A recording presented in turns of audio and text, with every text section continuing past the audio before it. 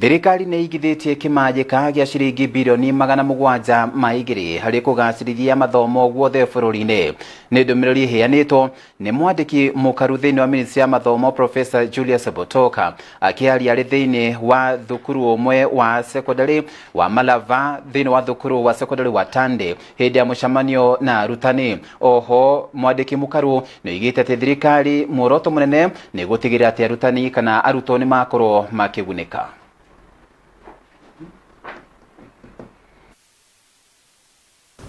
The government is very keen to ensuring that basic education, which is a constitutional right, is supported to the fullest. And for the first time in the history of this country, the government of Kenya has put in 702 billion to education. It is in the history of this country. There is no other time since independence when the investment in education is at 702 billion Kenya shillings. This is because this Kenya Kwanza government values our learners.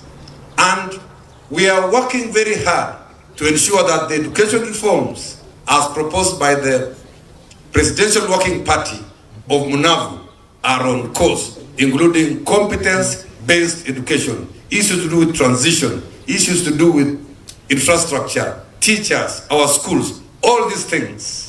The government is keen to ensure that all of us are able to get it right in matters of education. It is the top priority of this government. I know this government has been able to employ 76,000 teachers.